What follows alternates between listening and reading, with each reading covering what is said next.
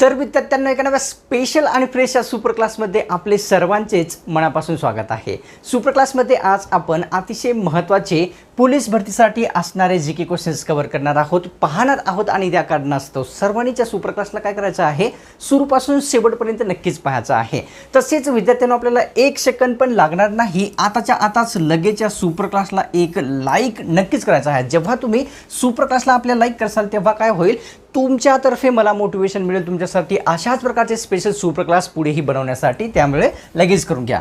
तसेच तुम्ही जर चॅनलवर नवीन आला असाल किंवा या चॅनलला आतापर्यंत सबस्क्राइब नसेल केलेले, लगेच करून घ्या। सबस्क्राइब केल्याने होईल काय की एकदम फ्री असते, सबस्क्राइब केल्याने होईल असे की आपल्या चॅनलवर जेव्हा कधी पुढचे सुपर क्लास अपलोड होईल त्याचे नोटिफिकेशन अपलोड होता तुमच्या स्मार्टफोनवर, मोबाईलवर मिळून जाईल। त्या कारणास्तव एक लाईक आणि सबस्क्राइब करणं गरजेचे असते। सुपर क्लासला सुरुवात करूया विद्यार्थ्यांनो। सर्वात पहिला प्रश्न कव्हर करूया। प्रश्न आपल्या समोर असा दिसून येतो की फूबाई फू हे आत्मचरित्र कोणत्या व्यक्तींचे आहे? फूबाई फू हे आत्मचरित्र विठ्ठल उमाप, दत्ता भोसले, चंद्रकांत चोरघडे किंवा इरावती कर्वे। तर ऑप्शन क्रमांक विद्यार्थ्यांनो एक योग्य आहे। विठ्ठल उमाप यांचे जे आहे फूबाई फू हे आत्मचरित्र असलेले आपल्या सर्वांना माहीत असावे। हा क्वेश्चन्स एक्झाममध्ये आलेला आहे। तर दुसरा प्रश्न पाहूया। मराठी भाषेचे पाणिनी कोणाला म्हणतात ते आपल्याला विचारलेलं आहे। मराठी भाषेचे पाणिनी ऑप्शनमध्ये काय आहे? कुसुमाग्रज, उद्धव ठाकरे, बालगंधर्व किंवा दादोबा पांडुरंग तर्खडकर। ऑप्शन क्रमांक 4 योग्य आहे। दादोबा पांडुरंग तर्खडकर यांना जे आहे मराठी भाषेचे पाणिनी म्हटले जात असते। विद्यार्थ्यांनो कव्हर करूया। तिसरा प्रश्न असा आहे की आम्ल पदार्थाची चव खालीलपैकी कोणत्या प्रकारची असते? जेही पदार्थ आम्ल असतात त्यांची जी चव असते ती कोणत्या प्रकारची असते? आंबट, गोड, खारट किंवा तुरट? तर ऑप्शन क्रमांक 1 योग्य आहे। आंबट प्रकारची आम्ल पदार्थ सर्व जे असतात त्यांची चव असलेली विद्यार्थ्यांना आपल्या सर्वांना माहीत असावी। तर घेऊया चौथा प्रश्न कव्हर करूया की कोंढाणा लेणी महाराष्ट्रातील कोणत्या जिल्ह्यामध्ये येते किंवा स्थित आहे विचारलेलं आहे। कोणती लेणी? तर कोंढाणा ही लेणी विचारलेली आहे। पालघर, जालना, सातारा किंवा रायगड? तर ऑप्शन क्रमांक 4 योग्य आहे। रायगड या जिल्ह्यामध्ये विद्यार्थ्यांनो कोंढाणा लेणी असलेली आपल्या सर्वांना पाहावयास मिळते। तर घेऊया पाचवा प्रश्न असा आहे। महाराष्ट्रामध्ये खालीलपैकी कोणता व्याघ्र प्रकल्प स्थित आहे? दिलेल्या पर्यायामध्ये व्याघ्र प्रकल्प विचारलेला आहे की कोणता स्थित आहे ते? तर ऑप्शनमध्ये आहे नागझिरा, औरंग, राजाजी किंवा पिलीभीत। तर ऑप्शन क्रमांक विद्यार्थ्यांनो 1 योग्य आहे। नागझिरा प्रकल्प जो आहे महाराष्ट्रामध्ये स्थित असलेला आपल्या सर्वांना दिलेल्या पर्यायापैकी दिसून येतो। प्रश्न 6वा कव्हर करूया। या ठिकाणी निकट दृष्टीचा दृष्टिदोष कोणत्या भिंगाच्या सहाय्याने सुधारता येतो किंवा बरा होऊ शकतो ते विचारलेले आहे। कोणता दोष आहे? निकट दृष्टीचा दोष। आंतरवर्क आरशाने माफ करा पर्याय चुकलेला आहे, विनाभय किंवा बहिर्वक्र। तर ऑप्शन क्रमांक 1 योग्य आहे। आंतरवक्र आरशाने जे आहे ते निकट दृष्टीचा हा जो दृष्टिदोष आहे तो सुधारता येत असतो। कव्हर करूया पुढचा प्रश्न। प्रश्न 7वा विद्यार्थ्यांनो की बायोडिझेल हे इंधन खालीलपैकी कशापासून बनवले जाते? बायोडिझेल हे इंधन विचारलेलं आहे। सोयाबीन, पाम तेल, प्राण्यांची चरबी किंवा वरीलपैकी सर्वच? तर ऑप्शन क्रमांक विद्यार्थ्यांनो 4 योग्य आहे। वरीलपैकी सर्वच म्हणजेच आपली प्राण्यांची चरबी जी असते, पाम तेल असते, सोयाबीन असते, सर्वांपासून बायोडिझेल हे इंधन तयार केले जात असते। कव्हर करूया विद्यार्थ्यांनो पुढचा प्रश्न। पुढचा प्रश्न या ठिकाणी असा आहे की IPL मध्ये जास्त विकेट घेणाऱ्या खेळाडूंना कोणत्या रंगाची कॅप दिली जाते? सर्वात जास्त विकेट घेणाऱ्या खेळाडूंना विचारलेली आहे। तर ऑप्शनमध्ये आहे विद्यार्थ्यांनो पिवळी, काळी, लाल किंवा जांभळी? तर ऑप्शन क्रमांक 4 योग्य आहे। जांभळी जी कॅप आहे IPL मध्ये सर्वात जास्त विकेट घेणाऱ्या खेळाडूंना देण्यात येत असते। कव्हर करूया। 9वा प्रश्न असा आहे विद्यार्थ्यांनो की वसईची खाडी जी आहे महाराष्ट्राच्या पश्चिम किनारपट्टीच्या कोणत्या भागामध्ये आहे? महत्त्वाचा प्रश्न आहे। वसईची खाडी विचारलेली आहे विद्यार्थ्यांनो पश्चिमेस, उत्तरेस किंवा दक्षिणेस किंवा वरीलपैकी नाही? तर विद्यार्थ्यांनो ऑप्शन क्रमांक आपल्या समोर या ठिकाणी 2 योग्य आहे। जी वसईची खाडी आहे महाराष्ट्राच्या पश्चिम किनारपट्टीच्या उत्तर भागामध्ये स्थित असलेली आपल्या सर्वांना माहीत असावे की आहे असे। कव्हर करूया पुढचा प्रश्न। प्रश्न विद्यार्थ्यांनो 10वा असा आहे की पानशेत धरणाच्या जलाशयाचे कोणते नाव आहे? कोणत्या नावाने ओळखले जाते पानशेत धरणाच्या जलाशयाला विचारलेली आहे? एसाजी कंक, तानाजी सागर, पासलकर किंवा वरीलपैकी नाही. तर ऑप्शन क्रमांक 2 योग्य आहे विद्यार्थ्यांनो. तानाजी सागर या नावाने जे आहे विद्यार्थ्यांनो कोणत्या तर पानशेत धरणाच्या जलाशयाला ओळखले जात असते. कव्हर करूया. 11वा प्रश्न असा आहे की कोकणाच्या दक्षिण सीमेवरून कोणती नदी वाहते ते विचारलेलं आहे. कोकण भागाच्या कोणत्या दक्षिण सीमेवरून वाहणारी नदी. पैनगंगा, कुंडलिका, वैतरणा किंवा तेरेखोल. ऑप्शन क्रमांक 4 योग्य आहे. तेरेखोल ही जी नदी आहे विद्यार्थ्यांनो तर कोकणच्या दक्षिण सीमेवरून वाहणारी एक नदी असलेली आपल्या सर्वांना दिसून येते. तर विद्यार्थ्यांना या ठिकाणी भारतातील सर्वात कमी प्रदूषित शहर विचारलेलं आहे. सर्वात कमी प्रदूषित असलेले शहर विचारलेले आहे. लुंगलेई, धनबाद, दिल्ली किंवा वरीलपैकी नाही. ऑप्शन क्रमांक किती 1 योग्य राहणार आहे. लुंगलेई हे जे शहर आहे विद्यार्थ्यांनो भारतातील सर्वात प्रदूषित कमी प्रदूषित असलेले शहर आपल्याला दिसून येते की आहे असे. कव्हर करूया. 13वा प्रश्न असा आहे विद्यार्थ्यांनो की नगर हवेली शहर कोणत्या 2 राज्यांच्या सीमेवर स्थित आहे ते विचारलेलं आहे. नगर हवेली शहर कोणत्या 2 राज्याच्या सीमेवर आहे. गुजरात बिहार, गुजरात महाराष्ट्र, गुजरात गोवा किंवा महाराष्ट्र गोवा. ऑप्शन क्रमांक विद्यार्थ्यांनो 2 योग्य आहे. गुजरात आणि महाराष्ट्र या 2 राज्याच्या सीमेवर कोणते तर नगर हवेली शहर स्थित असलेले आपल्या सर्वांना दिसून येते. तर विद्यार्थ्यांनो 14वा प्रश्न कव्हर करूया. रोज प्रकाशित केल्या जाणाऱ्या वृत्तपत्र असं काय म्हणतात. जे वृत्तपत्र प्रत्येक दिवशी प्रकाशित होते त्यास पाक्षिक, साप्ताहिक, दैनिक किंवा मासिक. तर ऑप्शन क्रमांक 3 योग्य आहे. दैनिक असे जे आहे जो वृत्तपत्र प्रत्येक दिवशी प्रकाशित होत असतो त्यास म्हटले जात असते. सर्वांना याचं उत्तर येतच असेल. संघराज्याच्या कार्यकारी मंडळामध्ये खालीलपैकी कोणाचा समावेश होतो विचारलेलं आहे. संघराज्याच्या कार्यकारी मंडळात राष्ट्रपती, मंत्रिमंडळ, पंतप्रधान किंवा वरीलपैकी सर्वच. तर ऑप्शन क्रमांक विद्यार्थ्यांनो 4 या ठिकाणी योग्य आहे. वरीलपैकी सर्वच म्हणजे पंतप्रधान तसेच मंत्रिमंडळ, राष्ट्रपती या सर्वांचा जो समावेश आहे संघराज्याच्या कार्यकारी मंडळामध्ये होत असतो. 16वा प्रश्न कव्हर करूया. विनोबा भावे आपल्या सर्व लिखाणाच्या शेवटी कोणते ब्रीदवाक्य लिहित होते ते विचारलेले आहे. सर्व लिखाणाच्या शेवटी विनोबा भावे काय लिहित होते. जय जगत, भारत माता की जय, सब भूमी गोपाल की, वंदे मातरम. तर ऑप्शन क्रमांक 1 आहे. जय जगत हे जे ब्रीद आहे त्यांचे तर विनोबा भावे यांनी प्रत्येक त्यांच्या लिखाणाच्या शेवटी लिहित असत. तर कव्हर करूया. 16वा प्रश्न असा आहे विद्यार्थ्यांनो महाराष्ट्रामध्ये निवडणूक आयोग कधी स्थापन झाला आहे ते विचारलेलं आहे. आपल्या राज्यामध्ये निवडणूक आयोग कधी स्थापन झालेला आहे. 26 एप्रिल 1991, 1992, 1995 किंवा 26 एप्रिल 1994.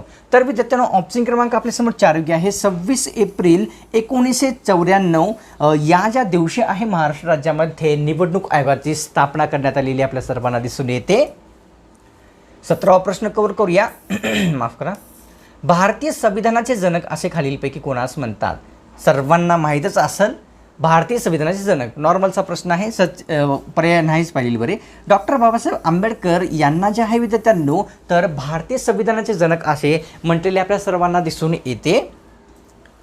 18वा प्रश्न कव्हर करूया की ग्रामपंचायत सदस्य होण्यासाठी कोणती पात्रता आवश्यक असते दिलेल्या पर्यायापैकी विचारलेलं आहे. ग्रामपंचायतचे सदस्य होण्यासाठी ऑप्शनमध्ये आहेत 21 वर्ष पूर्ण असावे लागते. या ठिकाणी गावच्या मतदान यादीमध्ये नाव असावे लागते. तो शहरी भागात असावा लागतो किंवा या ठिकाणी ऑप्शन क्रमांक विद्यार्थ्यांनो 3 योग्य आहे. वरीलपैकी दोन्हीही म्हणजेच गावाच्या मतदान यादीमध्ये त्या व्यक्तीचे नाव असावे लागते तसेच 21 वर्ष वयाची पूर्ण झालेली असावे लागते. तो दोन्हीही व्यक्ती या ठिकाणी विद्यार्थ्यांनो ग्रामपंचायत सदस्य होण्यासाठी पात्र असतात. तर 19वा प्रश्न कव्हर करूया. कोणती नदी ही रत्नागिरी व सिंधुदुर्ग जिल्ह्याची सरहद निर्माण करते. 2 जिल्हे आहेत. एक आहे रत्नागिरी व सिंधुदुर्ग. या 2 जिल्ह्यांची जी सरहद आहे कोणती नदी निर्माण करते. या ठिकाणी मुचकुंडी, सूख, काजवी किंवा वरीलपैकी नाही. ऑप्शन क्रमांक 2 योग्य आहे. सूख नदी जी आहे रत्नागिरी व सिंधुदुर्ग या 2 जिल्ह्यांची सीमा निश्चित करते किंवा सरहदीवरून वाहणारी आपल्याला जे आहे दिसून येते. 20वा प्रश्न. नायडू ट्रॉफी खालीलपैकी कोणत्या खेळाशी संबंधित आहे आपल्याला सांगायचं आहे. नायडू ट्रॉफी विषयी प्रश्न आहे. तर कबड्डी, बुद्धिबळ, हॉकी किंवा क्रिकेट. तर ऑप्शन क्रमांक किती 2 योग्य आहे. बुद्धिबळ या खेळाशी संबंधित नायडू ट्रॉफी असलेल्या आपल्या सर्वांना पाहावयास मिळते. प्रश्न 21 दिसून येईल की लॉर्ड विल्यम बेंटिंक यांनी कोणत्या प्रांतामध्ये सतीबंदी केली होती? सतीबंदी लॉर्ड विल्यम बेंटिंक यांनी कोठे केलेली होती? बॉम्बे, मद्रास, बंगाल किंवा लाहोर प्रांत. तर ऑप्शन क्रमांक 3 योग्य आहे. बंगाल प्रांतामध्ये लॉर्ड विल्यम बेंटिंक यांनी या ठिकाणी सतीबंदी केलेली आपल्या सर्वांना दिसून येते. तर विद्यार्थ्यांना या ठिकाणी 22वा प्रश्न असा आहे की अंतरिक्षमध्ये सर्वात जास्त गुरुत्वाकर्षण जे बल असते ते कोणत्या वस्तूकडे असते ते आपल्याला विचारलेलं आहे. सर्वात जास्त गुरुत्वाकर्षण बल सूर्य, ब्लॅक होल, लाईट किंवा ग्रह. तर ऑप्शन क्रमांक विद्यार्थ्यांना 2 योग्य आहे. ब्लॅक होल यांच्याकडे जे आहे अंतरिक्षमध्ये सर्वात जास्त जे गुरुत्वाकर्षण बल असते ते असते. ब्लॅक होलमधून कोणतीही वस्तू बाहेर पडत नाही, जेही जाईल ते मध्येच जात असते आणि लाईट देखील यापासून बचू शकत नाही, मध्येच जाणार, बाहेर कुठलीही वस्तू येणार नाही. तर कव्हर करूया. खेतान ट्रॉफी खालीलपैकी कोणत्या खेळाशी संबंधित ट्रॉफी आहे ते आपल्याला विचारलेलं आहे. खेतान ट्रॉफी कबड्डी, बुद्धिबळ, हॉकी किंवा क्रिकेट. तर ऑप्शन क्रमांक विद्यार्थ्यांनो आपल्यासमोर या ठिकाणी 2 आहे. बुद्धिबळ खेळाशी खेतान ट्रॉफी देखील संबंधित ट्रॉफी आहे. मागच्या प्रश्नातील आपल्याला आणखी एक बाब सांगू इच्छितो की विद्यार्थ्यांनो जी आपली पृथ्वी आहे त्या पृथ्वीला आपण जर कंप्रेस करून मटरच्या दाण्याएवढी जर बनवली तर ती पृथ्वी जी आहे आपली ते देखील ब्लॅक होल बनते आणि त्याच्यामध्ये एवढी पॉवर असते की आपण विचारही करू शकणार नाही. मटरच्या दाण्याएवढी जरी बनवली कंप्रेस करून तर होऊ शकते. उदाहरण दिलेले आहे मी. सर्वाधिक भौगोलिक क्षेत्र असलेले शहर कोणते आहे? महाराष्ट्रातील भौगोलिक क्षेत्र सर्वात जास्त असलेले शहर विचारलेले आहे. पुणे, ठाणे, बीड किंवा वर्धा. ऑप्शन क्रमांक 1 योग्य आहे. पुणे हे शहर भौगोलिक क्षेत्र असलेले महाराष्ट्रातील सर्वात जास्त शहर आपल्याला दिसून येते.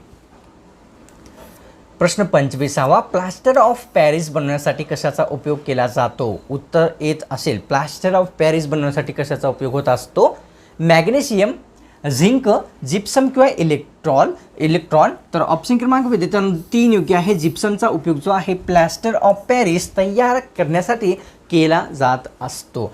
करूया पुढचा प्रश्न. प्रश्न 26 आहे की 42व्या घटना दुरुस्तीनुसार कोणते शब्द राज्यघटनेमध्ये समाविष्ट करण्यात आलेले होते? घटनादुरुस्ती आहे विद्यार्थ्यांनो 42वी घटना दुरुस्ती.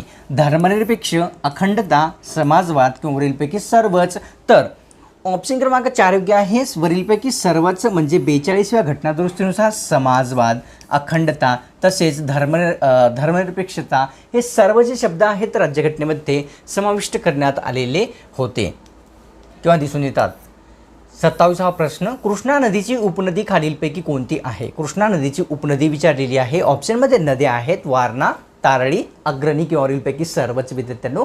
ऑप्शन क्रमांक 4 योग्य आहे. वरीलपैकी सर्वच म्हणजे अग्रणी तसेच तरळी तसेच वारणा ह्या सर्व, तारळी, वारणा ह्या सर्व ज्या आहे कृष्णा नदीच्या प्रसिद्ध असलेल्या उपनद्या आपल्या सर्वांना माहीत असाव्या की आहेत म्हणून.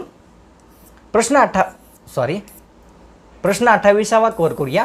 लॉर्ड आयर्विन कोणत्या गोलमेज परिस्थितीच्या वेळेस भारताचे व्हाईसराय होते ते आपल्याला विचारलेलं आहे. प्रश्न बाहेर नाही, ठीक आहे, बरोबर आहे. लॉर्ड आयर्विन हे कोणत्या गोलमेज परिषदेच्या वेळेस भारताचे व्हाईसराय होते? पहिल्या, दुसऱ्या, तिसऱ्या किंवा चौथ्या. ऑप्शन क्रमांक 1 योग्य आहे. पहिल्या गोलमेज परिषदेच्या वेळेस लॉर्ड आयर्विन हे जे व्हाईसराय आहेत ते भारताचे व्हाईसराय असलेले व्यक्ती आहेत.